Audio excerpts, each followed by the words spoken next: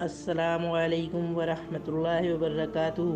ابو سعید خدری رضی اللہ عنہ نے بتایا کہ انہوں نے رسول اللہ صلی اللہ علیہ وسلم کو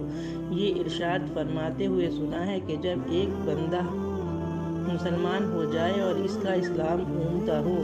یقین و خلوص کے ساتھ ہو، تو اللہ اس کے گناہ کو جو اس نے اس سے اسلام لانے سے پہلے کیا معاف فرما دیتا ہے، اور اب اس کے بعد کے لیے بدلہ شروع ہو جاتا ہے، یعنی ایک نیکی کے عوض 10 گنا سے لے کر 700 گنا تک ثواب، اور ایک برائی کا اسی برائی کے مطابق بدلہ دیا جاتا ہے، مگر یہ کہ اللہ تعالیٰ اس برائی سے بھی درگزر کرے اور اسے بھی معاف فرما دے، یہ بھی اس کے لیے آسان ہے۔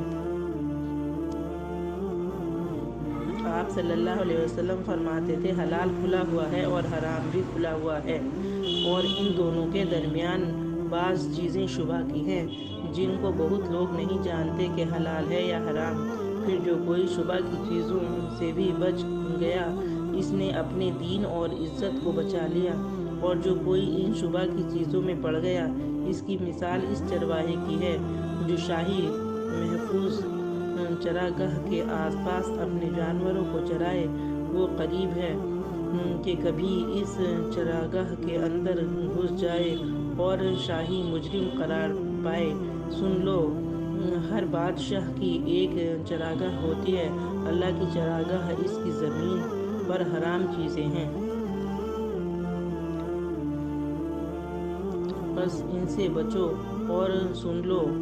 بدن میں ایک گوشت کا ٹکڑا ہے، جب وہ درست ہوگا تو سارا بدن درست ہوگا، اور جہاں بگڑا سارا بدن بگڑ گیا۔ سن لو، وہ ٹکڑا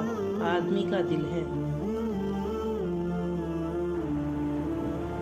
اے اللہ، ہم سب کو ایمان پر ہی زندہ رکھ اور ایمان پر ہی موت عطا فرما، آمین یا رب العالمین۔